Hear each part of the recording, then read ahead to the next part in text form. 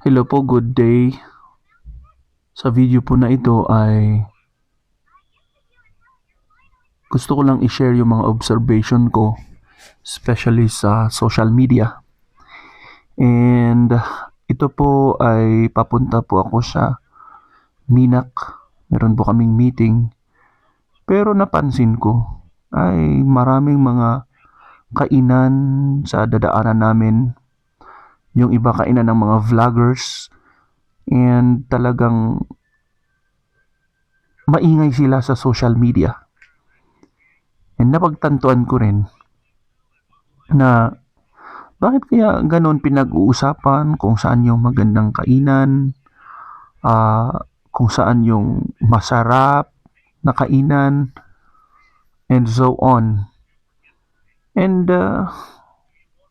pumasok din sa isip ko, sa spiritual na pagkain kaya, meron bang mga content creators na nagre-review or nag-share ng kanilang mga learnings sa kanilang narinig every Sunday or saan man sila nag-church.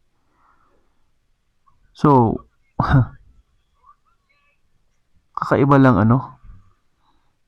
na tayo mga Kristiyano, minsan pagkatapos ng simba, nakalimutan na natin yung mensahe. Nakalimutan na natin yung mga napakinggan natin sa simbahan. Sinabi ni pastor, maganda kaya sa minsan pag-usapan din natin sa social media yung yun, na-bless ako sa mensahe at ito yung gusto kong gawin, can you help me?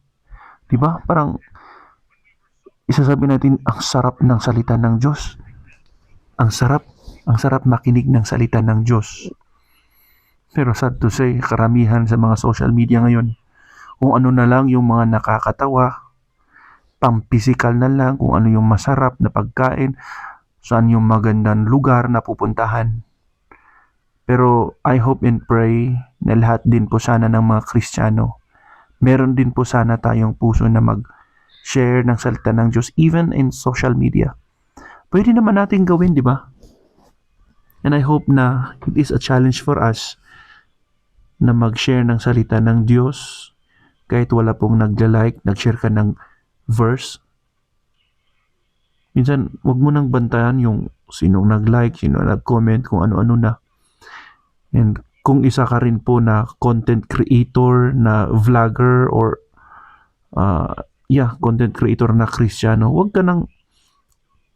mo nang don't expect too much, especially sa monetization. Just keep on sharing the gospel and the Lord will monetize you. At sobra-sobra pa. And ano pong after natin? May nagtanong nga sa akin, bakit mo ginagawa yung pagba-vlogging? Dahil ba gusto mo rin maging tulad ng kanila? Parang napaisip din ako doon, pero actually, from the first place, ay bumasok po ako sa vlogging na na-challenge ako kung ano yung magiging content ko.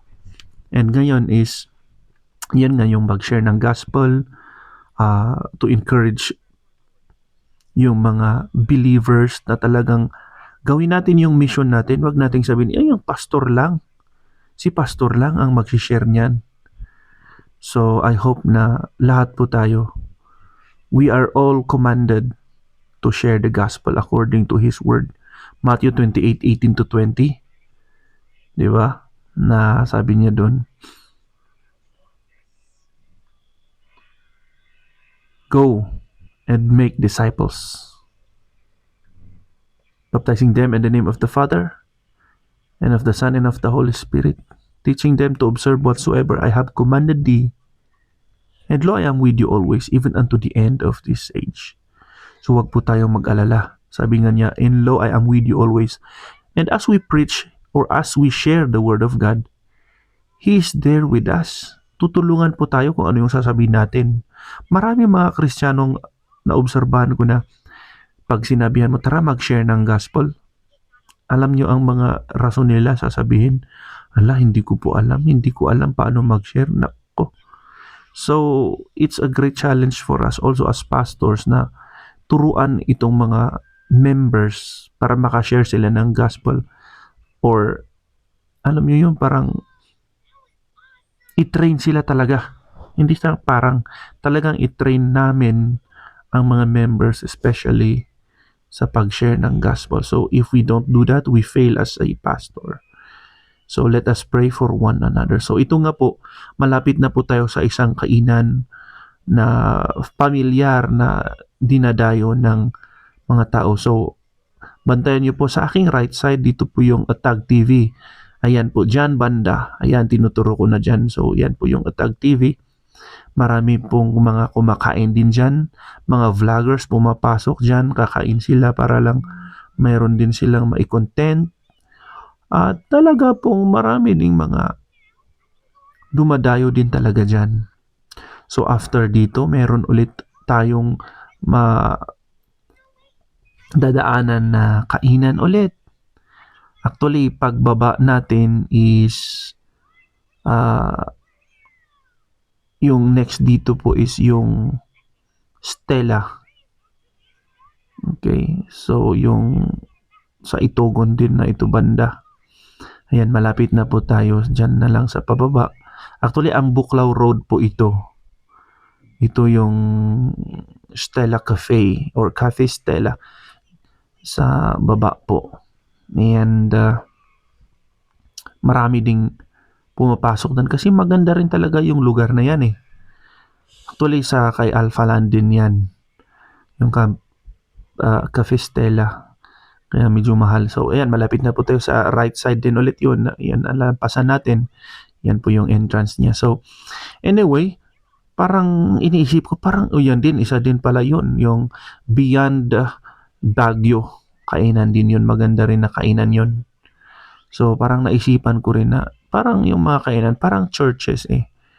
Na kung maganda yung mga facilities, maganda rin yung mensahe na kanilang mapapakinggan. Talaga pong balik-balikan niya yan. Pero sana po ay let us do our best, not just to go to church and mag-observe kung ano yung mga pwedeng kuhan dyan. So, I hope na magtulungan po tayo at ma-enjoy natin ang spiritual life natin. So, ayan, nalampasan din natin yung sa Watwatan kay Mara Andres. At sa aking left side naman, yung bahay na pinapagawa ni Doña Pidang. At nalampasan din natin yung isang kainan din dyan sa may Bakal pa rin. Malapit na po tayo sa Sabkil. And after that, hindi lang kainan, meron ding lugar diyan sa malapit sa Kamisong, yung Mount Kamisong na ginawa din nilang attraction. Talagang marami pong pumupunta diyan. Actually, kahit hindi ka pupunta sa Mount Kamisong, maganda na yung inyong matatanaw dito sa lugar natin na ito. And ang difference lang, makaapak ka doon sa glass nila. But anyway, kung gusto niyong pumunta is 500 po yung mga turista. Sa mga taga Benguet po is I think 400. But anyway, marami pong mga kainan madadaanan mo dyan. Kaya baka isang araw punong-puno na ito or maraming mga bahay-bahay sa gilid-gilid. Maging mahal yung lupa dyan kung meron mang magbenta, but praise God, at kung ikaw po ay ligtas, you are secured to go to heaven. Yan po yung Mount Kamisong actually. You are secured to go to heaven because according to His word, sino man ang manampalataya sa kanyang bugtong na anak ay mabigyan ng buhay ng walang hanggan. So ayan, nalampasan po natin ang mga attractions. So actually, parang attraction lahat po ito. And you will be amazed on how God created this world. So it's amazing talaga. So pagbaba mo dyan, matatanaw mo pala yung Binga Dam, aking right side po. And itong daan na po na ito ay papunta rin sa Kabayan, sa Nueva Vizcaya din. Yan, maraming mga biyahe dyan, papunta ng Vizcaya, papunta ng Cagayan, yung kung gusto mong pumunta ng Sulphur sa Daklan, and then sa Mount Pulag, dito po dadaan yan.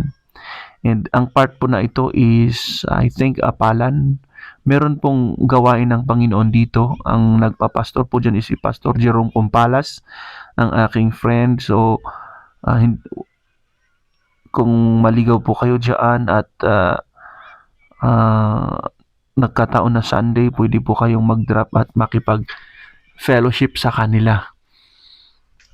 So, malapit na po tayo sa bingo. Sa bingo na po ito. At matatanaw mo na rin ang aming bahay. I mean, ang aming lugar. It's Minak. Ambuklao, Bukod, Benguet. So, ayan. Doon sa isang bundok na yun, doon nawala yung aming lola. Matagal na. Hindi na hanapan until now.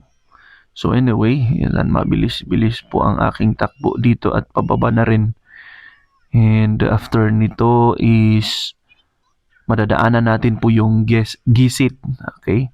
Sa Gisit meron din gawain dyan. Yan, papunta na ng Binga yan. Binga Dam. May gawain din dyan si Pastor Wilmar Canuto po ang nagpupunta dyan at nag-share ng gospel. So, praise God at sa daan na ito, meron din mga church, and hindi lang mga kainan. So sana po yung challenge po natin, we could really share the gospel and let us love His words. So ayun, pababa na po tayo, malapit na po tayo sa Adunot. Sa Adunot na po ay meron mga stopover dyan sa left side ko. And after ng Adunot is Banao. Yan, Adunot po ito. And makikita niyo po na may bridge po dyan. And sa right side ko po, yung papunta na ng Abat. And dito rin, meron din daw, Banao na po ito. And kung di ako nagkakamali, Banao ito. May daan na papunta rin sa Abat dyan, pababa. And after this, meron po tayong madadaanan na Pingganjo. Diyan po nag-stop yung mga travelers from Kabayan. Bumibili rin sila dyan ng medical certificate. So ayan, malapit na po tayo sa aming bayan. I mean sa aming town or Minak. Sa Minak, diyan po ako pinanganak. Diyan din ako nakarinig ng salita ng Diyos. And dito rin ako nabautismuhan sa Minak at sa aking left side na lampasan na. Meron pong maliit po na swimming pool doon. So ayan, nakarating na po tayo sa Minak, Ambuklao, Bukod, Benguet at dito, dyan po rin po tayo nagpapatayo ng bahay. So ayan, nakarating na po tayo.